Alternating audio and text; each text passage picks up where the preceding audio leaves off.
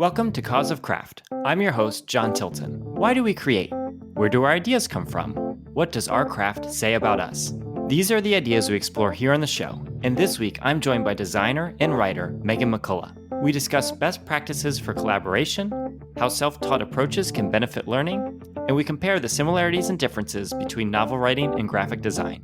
Welcome to the show, Megan. Hi, thank you so much for having me. So Megan, I'm really excited to have you on the show, not only because I really like your work and you're a pretty cool person, but on top of that, a lot of people who listen to the show, actually everyone who listens to the show is familiar with at least one of your works because you designed the cover of Cause of Craft. Yes, I did. And I just want to thank you kind of publicly for all that because we've received so much good feedback on the show. But I think the top comment so far has just been about how great the podcast artwork is. And so a lot of my life right now is me worrying about how I'm going to make the podcast live up to your fantastic artwork. So I'm really appreciative of the work that you put into that. Thank you. I had a lot of fun doing it. So it was a fun project. It was fun for me too, like just going back and forth with things. I imagine in the future I'll probably work with, various designers from cover art to inside of the book and things like this. But this was kind of the first bigger collaboration on something that I've done in recent memory. So it was fun to get into that. That's some of what I wanted to talk to you today about because collaborative experience, I think, is very different than writing. And you write books as well. Is that correct? Yes, I do. So you're both an author and a designer. I wanted to talk a little bit about the differences between those two approaches to things. It is very different. Sometimes I have trouble kind of going back and forth just because they are such different creative processes. Like with design, it's a lot quicker and you have a visual result. So I kind of see it as like I'm telling a story with something visual, with artwork and illustration and stuff like that. And then with a book, it's obviously a much longer process because, 70,000 words is a lot different than spending 8 hours on a design or something like that. But yeah, it's different. It takes a lot of planning for both, at least for me, because I'm definitely a planner when it comes to writing. So that's different for a lot of people, but I'm a planner. And then when it comes to design, I also plan, and I kind of do it in steps, almost the same as how I do it with a book. I have I'll have rough sketches, and then slowly I'll whittle it down and add details and everything until I have the final result. And that is actually how I do it with writing, because I have, I'll have my rough draft and then slowly I'll edit it and make it better, refine it until I do have that final perfected draft. So that is very much the same, but I don't know. They are really different mediums. So it's almost like the creative approach is a little bit different. Like the mindset you're in might be different, but it's interesting because when you were answering that, the way you went about it was talking about how, they're so different. And then you mentioned two like very core similarities in that as well, though. And I think that's super interesting because now that you're saying it, I noticed when we were swapping, when you were giving me designs and I was giving you notes and we were going back and forth about the cover art for the podcast, I could almost see kind of your vision for the idea for the cover art becoming more crystallized. And now that you're saying it here, I'm thinking about how that is kind of similar to my writing process, where I will have the idea, but then it's not until I actually start writing it and then going back and editing it and doing more drafts that it becomes more of a crystallized vision. And that was kind of the same as, when I got the first set of designs from you, they were kind of these, they were like, you could see exactly where they were all going, but it was this initial sketch that it was like, oh yeah, if this gets more development, like I like this path that we're going down. And I liked the one difficult thing was I liked all three paths that you gave me, but it was cool to see just the different ways it could go and then seeing how the design evolved over time as well. Yeah. And I didn't really even realize that I kind of take a similar approach with both until I just started talking about it. So that was really cool too. I think that's kind of the good thing about podcasts is And part of why I wanted to be in the practice of doing a podcast is because I think a lot out loud and I process a lot by talking through it. And, sometimes I'll talk to myself through something, but there's just something about talking to yourself that's not the same versus when you're talking to someone else, you can process, I think, a lot better. Yeah, definitely. The other similarity that you mentioned was the story aspect. So, you're telling a story through a design, but it's in a much, you need to really kind of streamline and boil it down to something essential versus like what you said, a 70,000 word book. You have a different sort of Right. timeline in communicating the information. Yeah, definitely. I think for this, it'll probably be easier to talk more about like a book cover because it is a story than a podcast. Sure. Yeah. So whenever I start doing a book cover, I really focus on a few things that I send a long questionnaire to all my clients so that I can get an idea for their book and everything. But I personally focus on a few key things to start. So I always ask, what is the feel of the book? Because to me, when people look at art or they look at a cover design or just design in general, like that piece of art evokes a feeling in them. And so what I want the feeling that they get when they look at the cover to match the feeling that they get when they read the book. And so that's really why I ask that, and that kind of gives me a jumping off point. Let's see. I also ask I obviously asked for like the book blurb, so it's the whole book in just a few sentences boiled down essentially, so that I can kind of get that 10,000-foot view that I need to be able to boil the whole book down into a cover. And so those are really kind of the starting points because then I can take a look at different colors that I might want to use, different styles that I might want to use, and then just kind of build from there and kind of just be able to give the overall idea of the story, of the premise, of the most sellable points on the cover. That's so cool. And is it something that is from that first sketch, you feel like you need to have almost like a mastery of what story you're communicating through the art there? Or is that part of the developmental where sometimes it might not be until the end where that really comes through? Like how early on are you trying to really get into that essence of what the book stands for? I mean, I definitely try to do it as soon as possible, but sometimes it doesn't come until the end. Every cover is really different because you have to make sure it's like aesthetically pleasing. You have to make sure that it matches the book.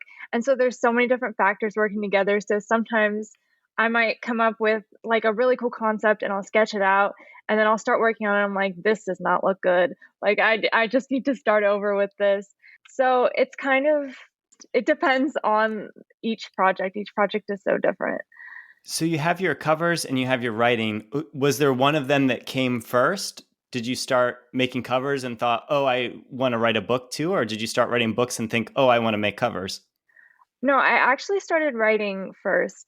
And then I kind of started by making like just little mock covers for my stories to help motivate me to finish them because I wanted to imagine them as like finished printed books, from a big Yeah. publisher and all that. The whole author dream, and they were extremely bad.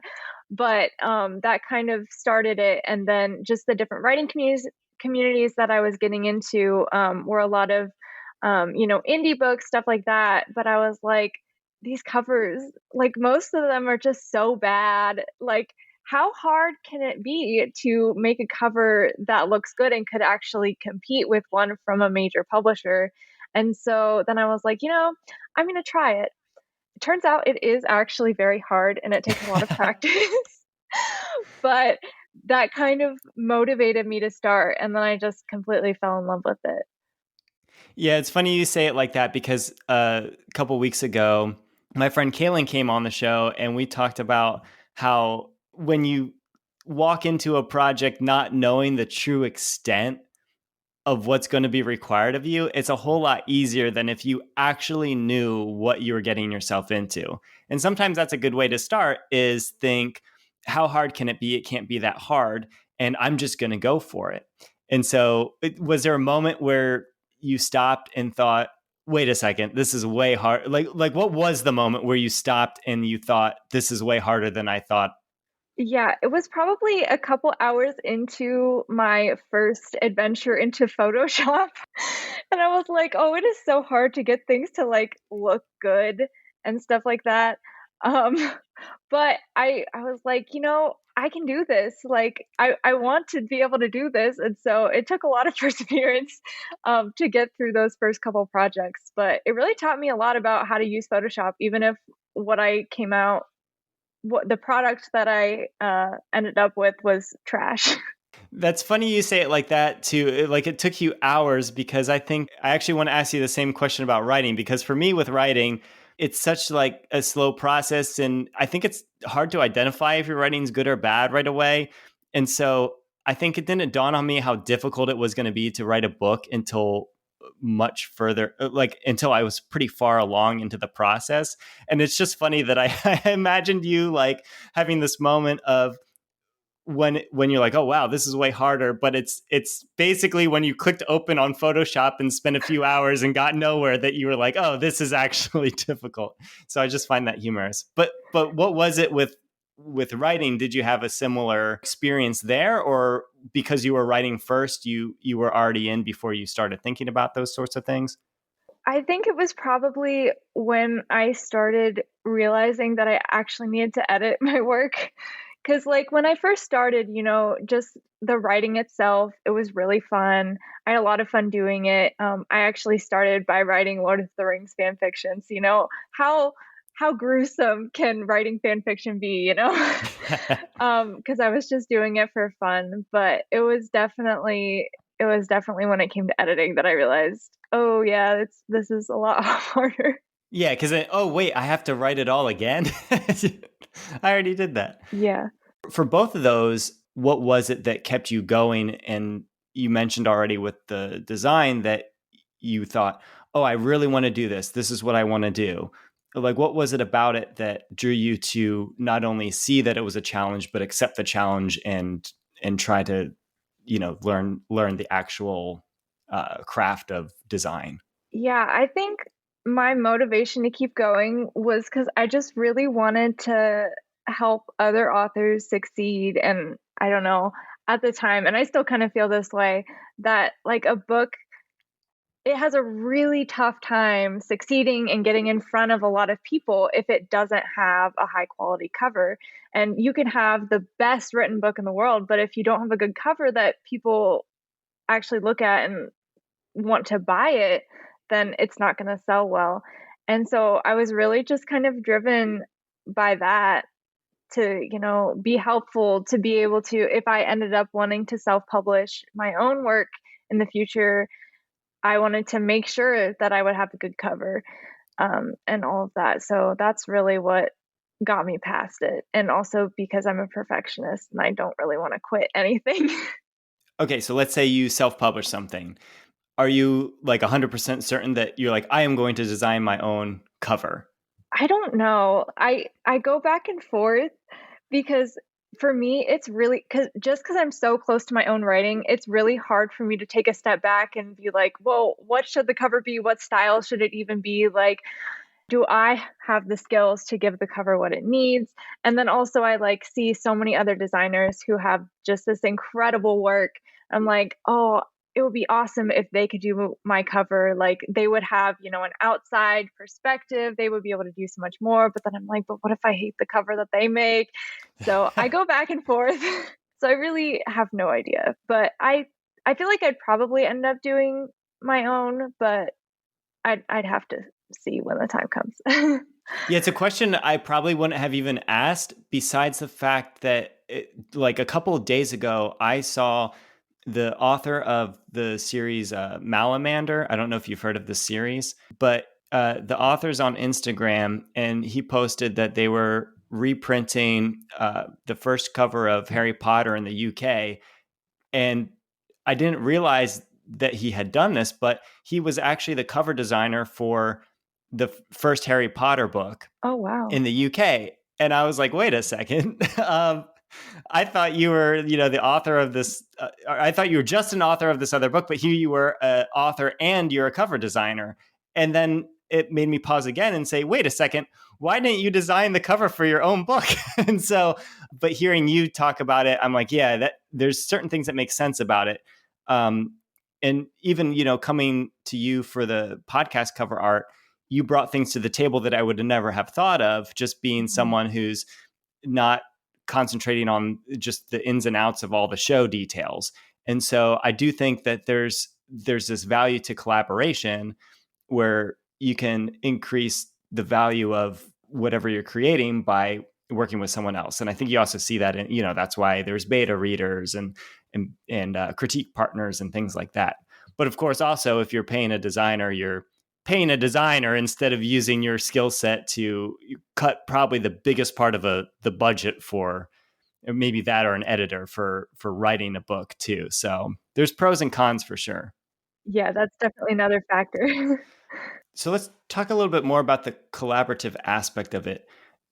When you go back and forth with a client about a design that you're working on, how do you navigate having a difference of opinion about things, or hearing what the client is saying, but thinking that they should really hear an additional perspective on something? Like how do you balance kind of having your own creative ideas for a project, but with also honoring what the client wants for the work as well? Yeah, that's a really good question. So ultimately, because they are paying me and I want them to be happy with the end result, I will end up doing what they want. But usually, if they feel really strongly about something and I don't agree, or I think I have a better idea, I'll usually present them with multiple options and be like, here's what you want.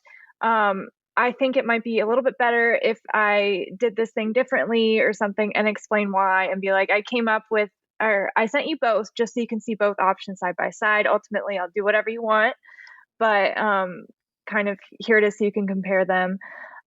Or I'll just, explain my reasoning, or just kind of, if it's a minor thing, I'll probably just do it my way and be like, hey, I think this looks better. I can always change it if you don't like it, but kind of here's why I made this design decision. So I always explain myself and everything, just so everyone feels like they're being heard, and that they are happy with the result, because in the end I want them to be happy and love what I came up with, because it's their book or their podcast, and I want them to absolutely love it. And I think your approach, at least it worked well with me, because I remember sending you emails about different things that I wanted. But I remember before sending those emails thinking, oh, I also don't want to influence like how Megan's thinking about it. I don't want to make you put aside an idea that you would have had if I hadn't, used whatever my stupid opinion was to like like say something.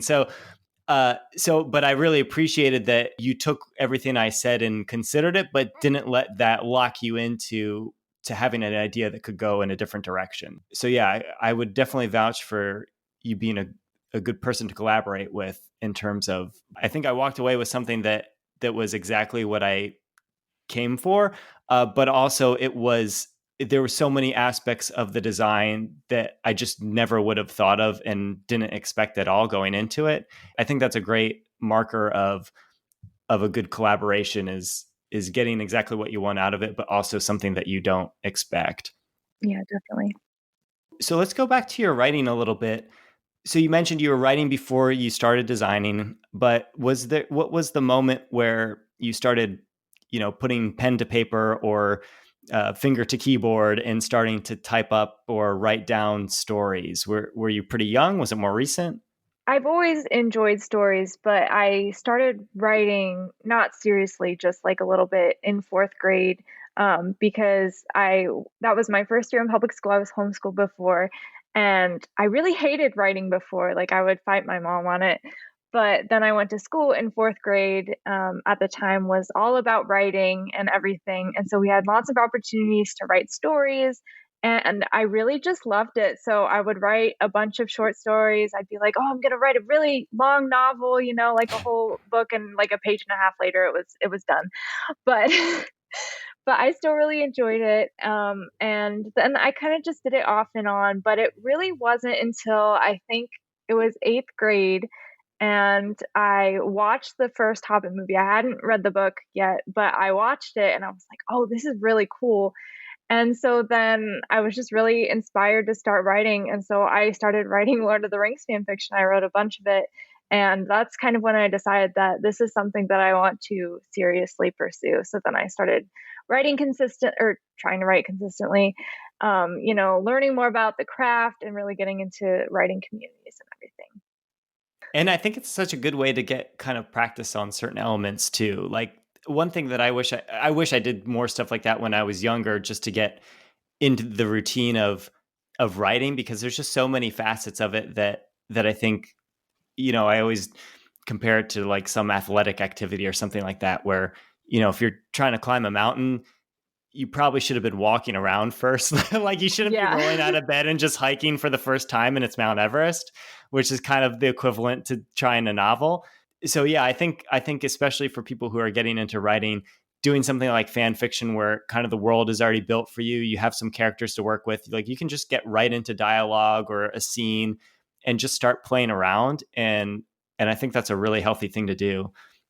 When you started doing some more original things, did you feel like a lot of the Lord of the Rings vibes were coming into your original work too? Was there something that the inspiration continued over, or did you start writing something completely different?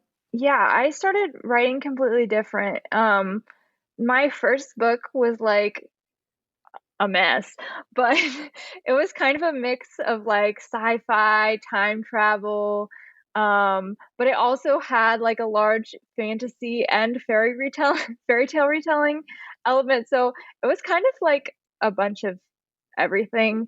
But I'd say that I definitely wanted to keep some of the Lord of the Rings, but I kind of just wanted like everything at once. So Is this idea that you kept developing, or did you find it was hard to keep up with having so many different things?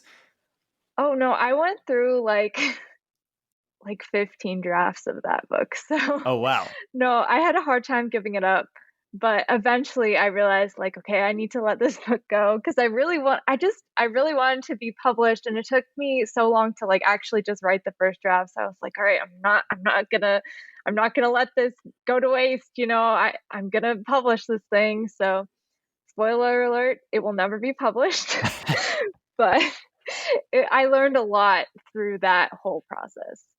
Yeah, there's something special about a first book, I think, no matter if it was to be published or if it wasn't to be published, because I think for a lot of writers, there's just something really raw in there that's a reflection of themselves, that again is probably in future books as well. But I think with that first work, at least for me and other people I've talked to, like you're getting a lot out of you that's inside that like needs to be out in a story somehow. And also it's like you said, just the learning that you do from it, like seeing those 15 drafts that you mentioned and what draft 1 looked like compared to what draft 15 looks like. I imagine there's Mhm. just this sort of just sense of accomplishment. Yeah, definitely. It still has a special place in my heart, but it will also never see the light of day. So okay, so you wrote that first book there, and my assumption is you've been writing other books now. And how Yeah, do you have definitely. a list of books that you've done, or are you on book 2? Like where you're at right now in your writing process? I'm currently working on revisions and trying to get published my third book, but I have written 4 books, so I have another draft that's kind of sitting, waiting to be edited. Do you see a connection between any of the things that you've written? Or, like you were saying before, like Lord of the Rings is fantasy and you have this sci-fi and all this other stuff mixed. I don't mean as much as the genre, but is there any attribute of the book that you see some crossover between themes or types of characters or situations? Yeah, there's definitely a lot of redemption arcs in my books. I'm always a fan of a redemption arc, and I really like having really complex villains. Don't know how well I accomplished that in my earlier books, but it's something that I attempted. But yeah, I just really love having those two things in there.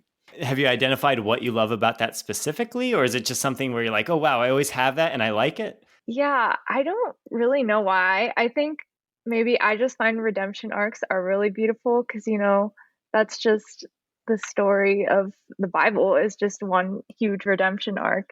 And I don't know, it's just something I've always really loved in stories that I'm reading.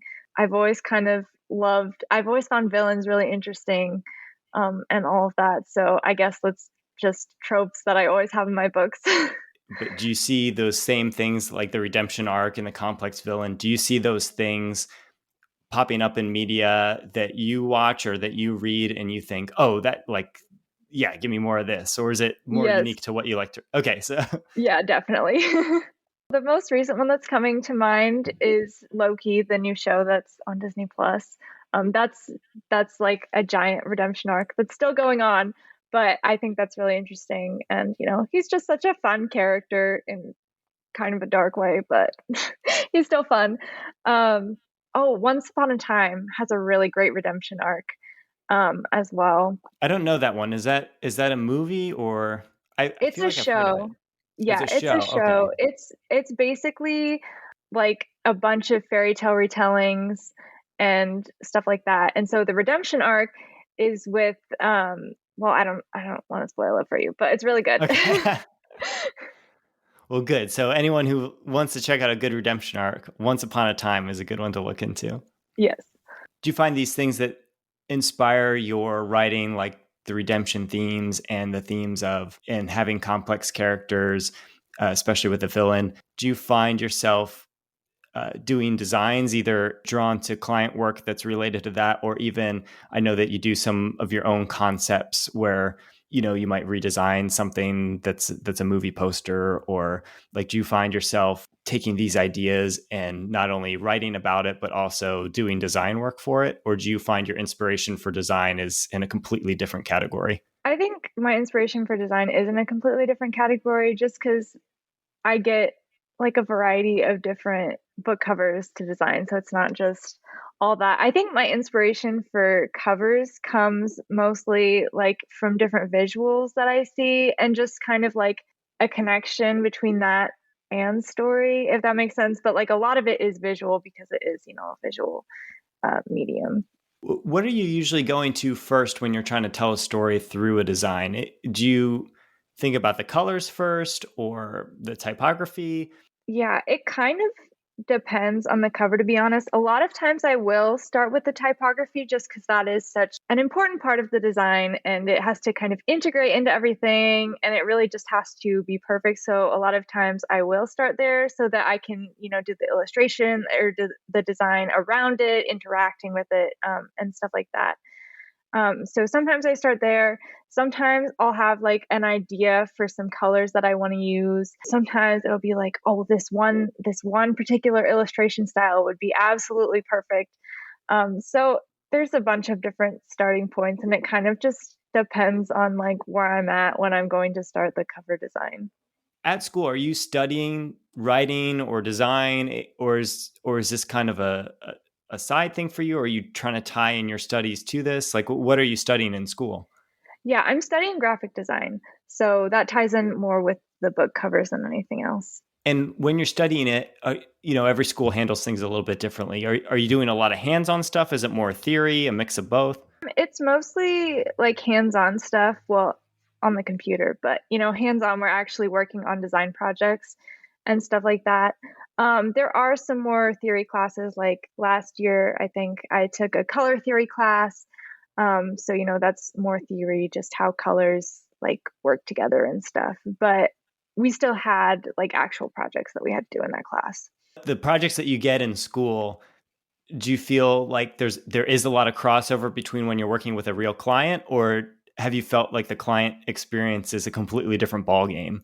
I think the client experience is a lot different just because it's different designing to turn something in for a grade for professors than like turning something into a client, because like when you're turning in something for a grade, like it's only you in the process usually. I mean, obviously the professor will give a little bit of feedback kind of as you're working on it, as they're like looking over your shoulder and stuff. But when you turn something into a client, then they'll be like, oh, well, what if you do this? I'm not sure I really like that. And then the design, I think, always ends up turning a lot better than it would be if you just kind of turning in something that you just did based on like your own preferences and all of the ideas that only you have come up with, to a professor. So I really like that better about client work. I feel like my designs are always a lot better than ones that I kind of just work by myself on, if that makes sense. Yeah, that makes total sense. So the feedback that you're getting from someone else, the fact that someone else is invested in what you're doing, that raises the bar for your own expectations, but also it probably challenges you in new ways as well. Yes. Yes, definitely. Do you find that you take things that you learned from different clients and bring that to future work as well? Or is it almost like each client is kind of a different sort of is a different thing that you're learning that's kind of exclusive to that project? Or do you find yourself taking something you learned from one client project and implementing it in something else? I think it's a little bit of both. Like with each project, I always try to learn something new or do something that's outside of my comfort zone, just so I'm, not making the same thing over and over again. But obviously, the skills that I've learned with previous clients and things like that, they all carry over. Sometimes I'm like, oh, this one thing that I did for this other cover would be perfect for this new project. So it's kind of a mixed bag. What was the last design thing that you felt brought you out of your comfort zone? The last thing was definitely an illustration that I just did for myself, but I had to do a lot of things that I'm not usually comfortable doing. I had to like actually work on like illustrating people, which is not it's not my thing at all. I'm so bad at it. But I really had to like force myself to do it because eventually I might need to know that too, for a client, and I'd rather be more confident when I have to do it for a client than, when I'm just doing something for fun for myself.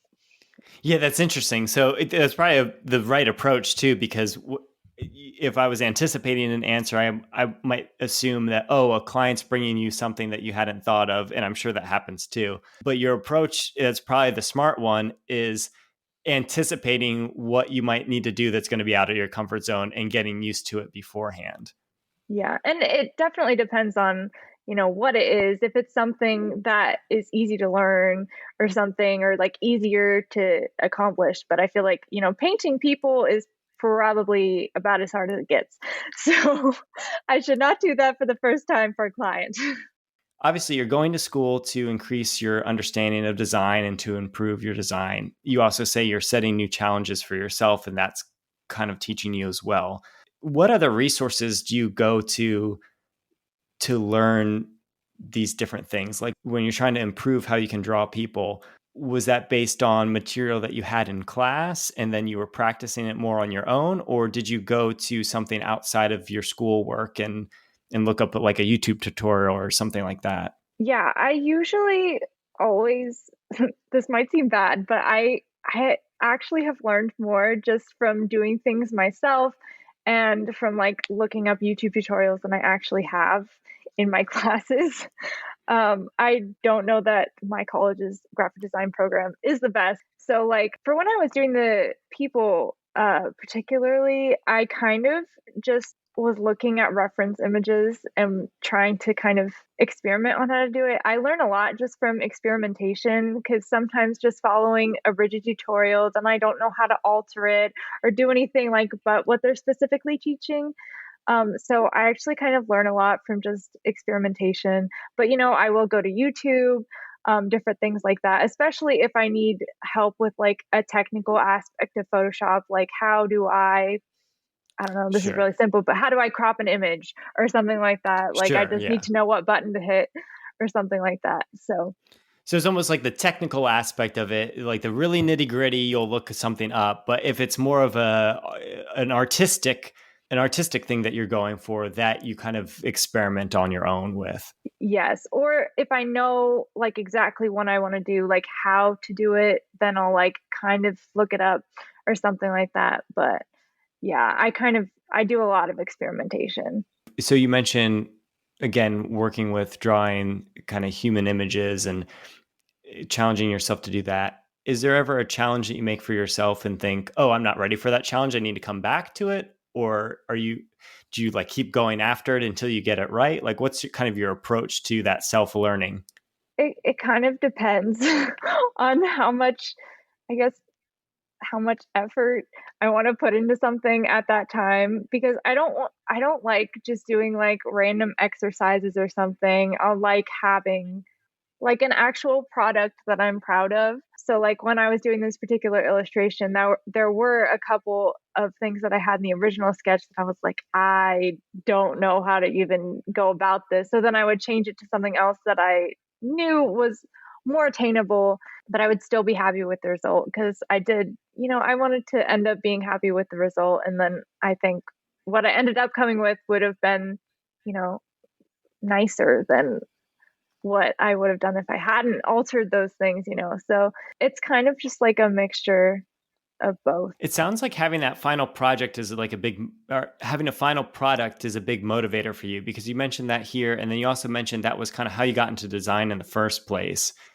And I've noticed on your Instagram and on your website, you have a lot of different, like you'll take a book that already exists and do like your own cover of it, or a movie that already exists and do your own poster for it. And I think that's super cool. What do you think it is about having like something that stands for like a completed work? Like, what do you think the difference is between that and just like doing like a simpler exercise that might just be focused on one particular aspect of something? I don't really know. I haven't really thought about that before, but it's definitely true to me. I kind of do it for the final product. And of course, I do enjoy the process as well, but I don't I don't know. I just like having things completed. I guess I'm kind of like that in life too. Like I don't like things left on my to-do list. I don't like unfinished things. I wonder too, because I think I have some of that in me as well, where very early on in the writing process, before I even know if this is something that I want to try to publish, or, before I've even completed writing it, I'll be looking up images that if I was, again, I don't plan on designing my own cover, but I'll look up images as if I was designing my own cover, and I'll like sketch out what I think the cover should look like. Oh yeah, definitely. So I have different sketches of my book as a completed book. And there is something about that I don't know if that helps just the overall vision, and kind of reminding myself that what I create is meant to be something that somebody else will hold in their hand one day and read. And I wonder if that influences my writing in a positive way. But I've gone as far too in the past where I will look up like audiobook readers, or like, just stuff that is like well beyond like even getting the cover done, just to think like, oh, what like imagine what I'm doing now but read by this person. And I don't know, I think there's something that it actually helps the quality of what I'm writing, but I think part of it is also me wanting to picture the project as a completed work, because that's kind of what the goal is. And sometimes there's exercise, like I've done like flash fiction, or just, writing certain things that won't be, that aren't intended to be a full work, but that's super rare with how I work. What I write is usually always related to a bigger picture thing. And even like one book that I've almost finished now started as a short story, but then it evolved into this full thing. hmm I just wonder how much of that is because part of me is incapable of having an incomplete project, kind of similar to what you mentioned. Yep. So Yeah, I definitely do the same thing. Like I always have the title picked out before I start writing. I'll usually have some form of cover designed, even if I'm not 100% happy with it. Like I have something, you know. as a kid, did you admire completed products like a DVD box, or a book on your shelf? Did you hold that in your hand and admire what it was as a product? Do you think there's any link there? Because I did that like all the time. I'd be like, wow, look at this Lord of the Rings box set. I can't remember. I don't think I ever did that. I might have done it with books, but definitely not with DVDs or anything. I think I more just read the books when I was younger, but as I've gotten older and everything, I have definitely started doing that with books and just like any sort of design, really. Like whenever I'm out, like I have a really good friend who's also going to school for graphic design or she just graduated with graphic design. But like if I see a really cool sign or something, like I'll take a picture of it and send it to her and stuff. So I do that more now than I did when I was little. Do you think that there was a link between when you started designing things and you started writing to when you had that? I think I admired design before I actually got into it, just because I got more into like the YA fiction world and all that, and a lot of that has to do with like cover reveals and all those fun things. So I think it was probably around the time when I started writing. I wonder if it's just always been a hobby of mine to be into like having a completed product because so some of the work that I did before writing, I worked with a magician and we did like an online store and had all these different products, a lot of them original products. And I just Hmm. always found it was super fun to work on them. And then I remember doing that job and thinking way back to when I was in, it must have been like fifth grade, fourth grade, somewhere around there. And I had this origami book and I just would make these origami frogs and I started selling them for 50 cents each.